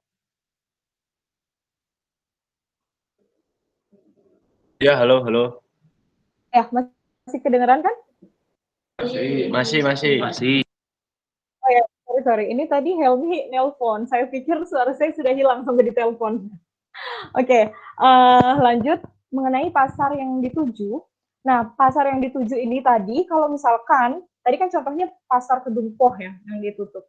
Kalau misalkan ternyata jaringan internet lelet, jaringan internet lambat di desa, atau misalkan, pemerintah kan pernah tuh kayak menutup akses internet jika ada situasi kondisi luar biasa gitu. Bapak Ibu tidak bisa berjualan online, dan Bapak Ibu tidak punya pasar yang secara langsung gitu, nah itu juga jadi berbahaya. Jadi alangkah baiknya pasar-pasar yang dituju itu dari berbagai tempat gitu, mulai dari toko, warung-warung di sekitar rumah warga, kemudian pasar di desa, pasar-pasar di pasar besar misalkan di tingkat kecamatan, kemudian penjualan online, dititipkan di supplier-supplier di luar kota, itu alangkah sangat baik jika pasarnya lebih luas. Nah, selanjutnya adalah perantara yang membantu dalam arus pemasaran. Ini masih berkaitan dengan pasar. Jadi perantara ini adalah toko-toko yang ada di sekitar tempat produksi Bapak Ibu. Tadi contohnya. Jadi kalau Bapak Ibu menitipkan barang nih di toko itu, maka toko itu menjadi perantara antara produksi Bapak Ibu dan juga pembeli atau konsumen. Jadi untuk bisa memperluas pasar, tentu harus ada perantara yang membantu. Karena dari ya sebanyak-banyaknya lah kelompok Bapak Ibu, misalkan sampai 20 orang atau lebih, kan tidak mungkin semuanya bisa mengirimkan produk ke seluruh penjuru dalam satu waktu. Otomatis harus dititipkan ke pedagang-pedagang perantara. Misalkan seperti kalau misalkan orang tuh bilangnya agen, grosir, terus ya itu pokoknya intinya pedagang yang membantu menghubungkan antara produsen dan juga konsumen. Nah, faktor lingkungan seperti demografi, teknologi, sosial, dan kebudayaan ini penting sekali untuk pemasaran karena faktor lingkungan seperti demografi dan teknologi ini terutama itu sangat mempengaruhi pasar Bapak Ibu. Kalau misalkan jualannya nih di media online kan tentunya harus ada poster ya. Harus ada poster yang menunjukkan ciri khas dari produk Bapak Ibu. Bagaimana caranya menentukan warna poster itu juga penting. Jadi Bapak Ibu misalkan nih jualannya wedang ya. Biasanya wedang tuh kan yang suka minum wedang tuh orang-orang usia dewasa gitu kan. Jarang sekali anak kecil atau mungkin remaja-remaja SMP, SMA yang sengaja nyari wedang untuk menghangatkan badan gitu kan. Biasanya mereka malah main ke pantai, kemana, naik gunung yang dingin-dingin gitu, dibandingkan minum wedang yang hangat-hangat ya. Saya kan orang dewasa tuh yang seperti itu. Nah, bagaimana caranya Bapak Ibu menentukan warna dari kemasannya itu menyesuaikan dari target penjualan Bapak Ibu. Kalau misalkan orang yang menjadi target penjualan adalah orang dewasa, pilihlah warna-warna yang kontras antara tulisan dan juga kemasannya gitu. Nah, terus untuk teknologi itu berkaitan sama tadi media. Kalau media jualan online ya udah berarti posternya yang diperbaiki. Tapi kalau misalnya medianya itu jualan offline, ya udah berarti kata-katanya yang perlu diimprove lagi untuk meningkatkan penjualan. Dan terakhir kondisi ekonomi dan persaingan. Untuk perkembangan konsep pemasaran itu ada produksi, produk, penjualan, dan pemasaran. Ini sebenarnya inti-intinya aja. Produksi itu jumlah banyak dengan harga murah. Tentunya Bapak Ibu ingin memproduksi suatu hal yang besar tapi dengan modal yang sedikit mungkin. Kemudian produk itu kualitas dan kinerja serta inovasi yang dicari konsumen. Tadi udah kita bahas. Penjualan harus ada aktivitas penjualan dan promosi agar dikenal konsumen. Tadi dengan poster-poster dan foto yang menarik. Dan yang terakhir adalah pemasaran, yaitu harus ada aktivitas pemasaran yang turut memperhatikan kesejahteraan masyarakat sekitar. Seperti tadi ada pedagang perantara, jadi turut memberikan keuntungan bagi pedagang-pedagang itu. Nah, mungkin itu sekian dari saya. Bapak Ibu bisa catat nomor WhatsApp saya. Nanti materi ini akan tetap saya kirimkan ke Bapak Ibu, tapi nanti mungkin kalau misalnya ada pertanyaan-pertanyaan di luar ini yang baru terpikirkan, itu nanti bisa hubungi nomor ini. Sekian dari saya. Terima kasih perhatiannya Bapak Ibu semua. Saya kembalikan kepada Krison.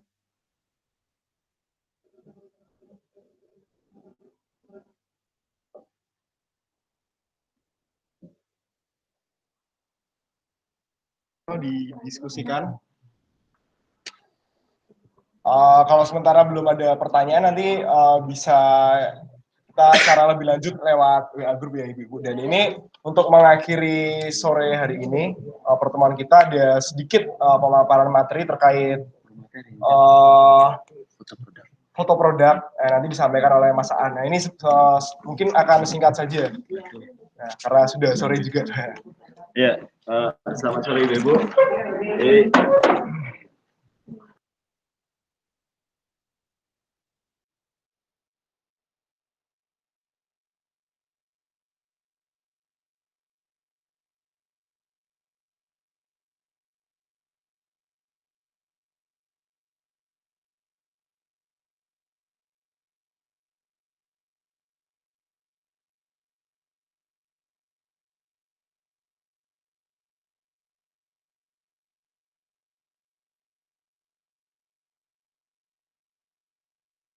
Untuk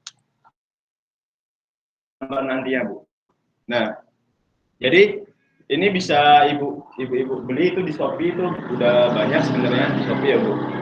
Harganya kurang lebih kisaran 80 sampai 150 lah harganya. Tapi untuk yang ini kita hibahkan ke desa. Ya, ini tapi ini kita kasihin ke desa, nanti mungkin ibu-ibu bisa minjem ke perangkat desanya ya Bu. Siap,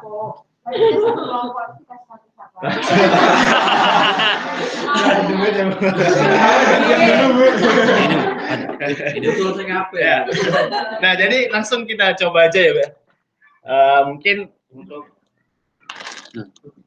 fotonya ya dua. Nah, nah, jadi background putih ini sebenarnya ada beberapa macam background nanti dapatnya. Mana ya? Ini. Jadi bisa diganti-ganti nanti warnanya. Ya, ini. Warna yang bisa diganti ya. Warnanya itu bisa diganti-ganti nanti. Sebenarnya misalkan Ibu taruh piring di sini terus yang kayak fotonya itu ada beberapa macam ya makanan atau bahan-bahan dari badan kecang itu bakalan lebih baik sih menurut saya kalau pakai ini Bu. Nah, nanti kita coba ya Bu. Nah, jadi fungsi lampu ini sepanjang ini apabila kita foto gambarnya tidak berbayang Bu. Ya, kalau misalkan dari satu arah aja Bu, lampunya di sini bakalan bayangannya kelihatan di sini. Nah, itu akan apa ya? Mengurangi estetika dari foto tersebut.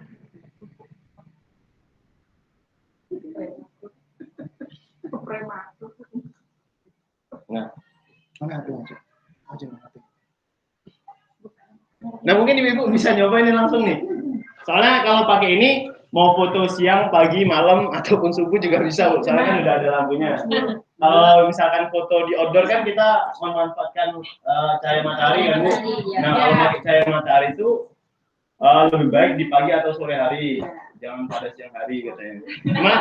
Cuman jadi masalah misalkan kita outdoor terus tiba-tiba hujan kan itu apa ya memperlambat juga. Nah kalau pakai ini ibu-ibu bisa di dalam rumah bisa foto ini. Mungkin ada yang mau coba ibu? Coba. Iya. Biar kata lebih bagus. Ini pakai HP ini coba. Ini sampai HP ibunya juga nggak apa-apa. Bawa aja. Iya. Mungkin ini bisa ditambahin apa ya gambar ya aloe vera ya cuman yang kecil-kecil aja ya jangan sama pot-potnya nanti nggak muat ya nanti gini kalau gini masa ya rasa gede ya ini dia bakal jelas kan ataupun dari sini juga bisa nah, dia nggak bakal berbayang kalau pakai itu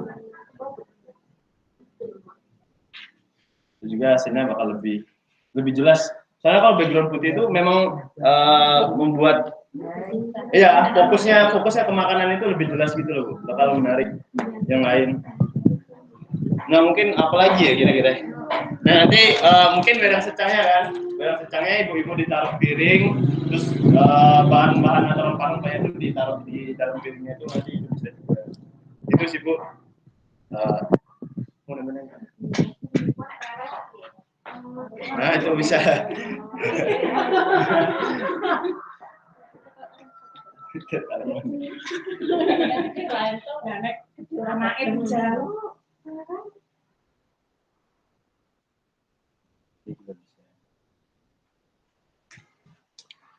Jadi teman saya ini juga dia sudah merintis usaha di Jogja, Bu. Jadi usahanya itu produk baju, celana itu yang bermerek, tapi itu yang bekas terus dicuci lagi, dijual lagi. Gitu. Jadi itu apa ya, sambilan saya sih, Bu, pada besok buka tuh masakan segala. Ya, nanti dipasarin. Tapi saya tuh jualnya di Instagram. Enggak apa-apa. Followernya udah 2000 tuh followernya. Jadi bisa belajar gimana biar follower banyak.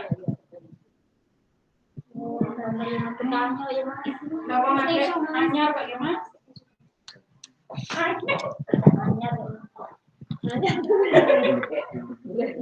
Nangis katanya ceritanya.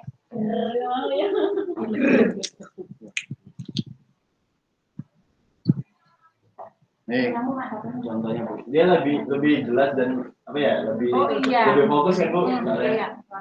Bening dia, yang background-nya. Oke, dari Ibu yang mau coba foto juga. Iya, mau coba. Pakai apa? Pakai mungkin jeruk juga bisa dicoba. Iya, bisa. Iya.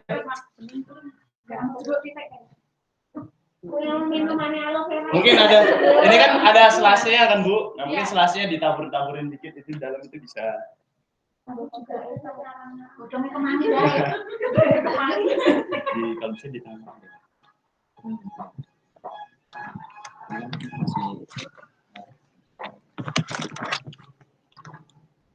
Ini arah selfie resik, nenek gue lebih.